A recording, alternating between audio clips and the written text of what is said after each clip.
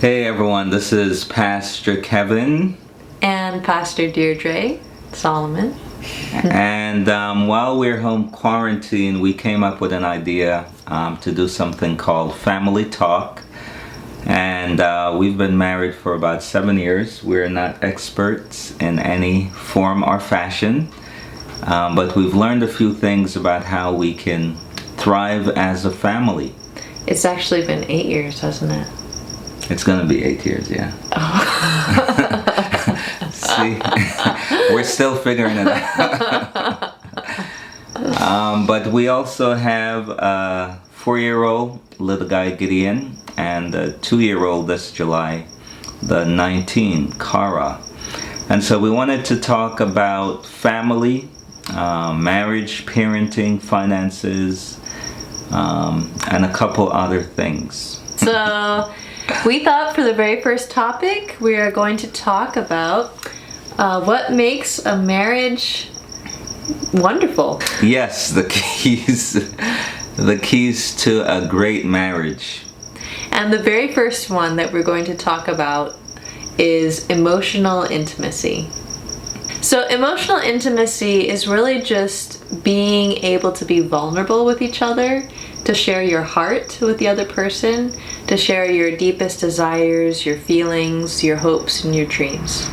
And I think when it comes to emotional intimacy, like my wonderful wife says, it's about being able to be yourself with the other person, to be fully known and fully loved. And so you can reveal all of who you are to the other person, your emotions, your fears, your needs, your desires, your dreams.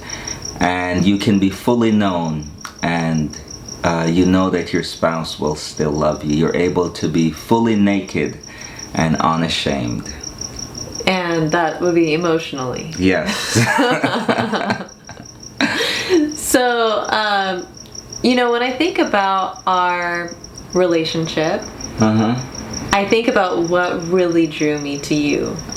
And what really drew me to you was just the ability to just talk and share and be vulnerable and also just how easy it was for me to be myself around you, which had been a struggle in the past for me. Yeah. What was it for you?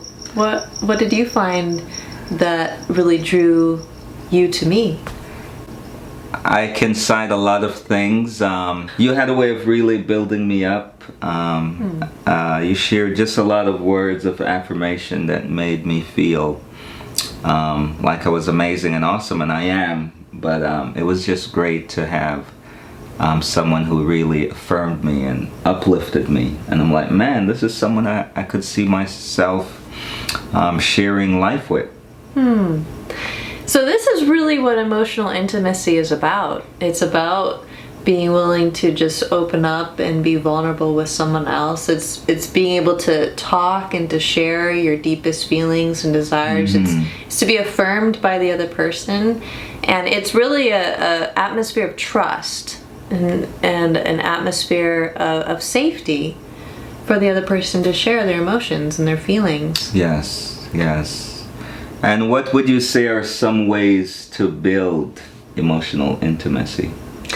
I think that really one amazing way to build emotional intimacy is just when you have that moment where you're at home together, maybe you come home or you get the kids to sleep and it's just the two of you, so rather than looking at your phones or your devices or the screens, to all these different distractions that we have, to spend some time together, to talk with each other, to say, hey, what happened with you today?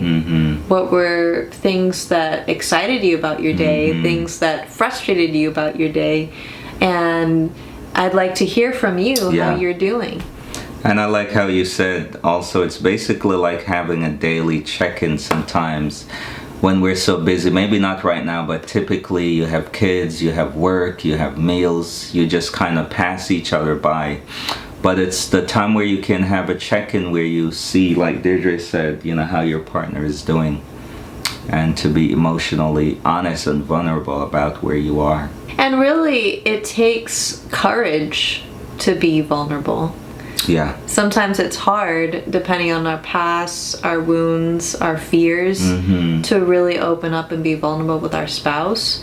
And it takes courage also to ask those hard questions. Maybe if it's uncomfortable, if you haven't done it before, or if it's a new thing that you're trying out in your relationship, to really learn how to get to that deeper level and be vulnerable with each other. Yeah. And I think something else that's key when it comes to building emotional intimacy is not only those daily check-ins, but taking time away, extended time away, maybe a vacation once or twice a year, some quarterly getaways as a couple where you can just really share and check in and talk and go deeper in your marriage and in your relationship with how both of you are doing.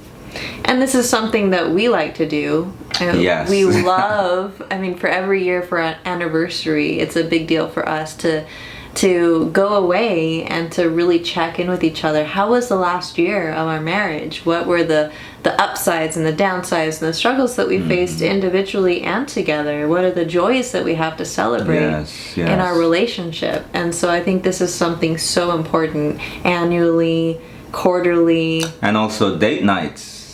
Weekly or at least monthly. Date nights is a great time where you're looking each other in the face and you can just talk about how life is going, how the relationship is going. And what do you think happens when there's a lack of emotional intimacy in our marriage, especially since many times growing up we're not taught how to communicate our emotions, how to process our emotions. That's something we teach Gideon even now, like when you're upset, say I'm upset. When you're sad, say I'm sad. But what do you think happens when we fail to have emotional intimacy in our marriages? I think that you can end up feeling like strangers in the same house. It's like you pass each other by off to work, you come back. I think that's a real challenge for a lot of people, especially when you're both working full time, when you've got kids, when you're trying to cook meals and trying to do all these things. It's a blessing. One of the blessings of having this time together is, even with all that's going on in the world with the coronavirus, we have time together in the same home. Yeah. But even then, sometimes everyone's busy doing their own thing, whether it be working in your own space or helping the kids or doing this or doing that, and then you just pass each other by. And something we've been enjoying when we put the little guys to bed, we are able to sit in our bed and just talk about our day, talk about how we're going to figure out this, having our family going during the coronavirus, budget, groceries, but also about how we're doing, especially now with this family talk as a couple. So some questions I would encourage you to ask one another is to develop emotional intimacy is, what attracted you to me when we first met, and talk about what drew you to the other person. Another question you can ask is, how are you doing, with what's happening with the coronavirus? Like, talk to your spouse. How do they feel? What's going on? What are their fears? What are their concerns? What are their needs? And another question to ask is, what's your level of satisfaction with your marriage on a scale of 1 to 10? And how can you improve that? So it takes having a safe space, it takes having trust, but when we're vulnerable, I know what happens with me and Deirdre when I really open up about what's in my heart and I'm vulnerable. It's scary, especially as a guy, because we don't like to talk about our feelings.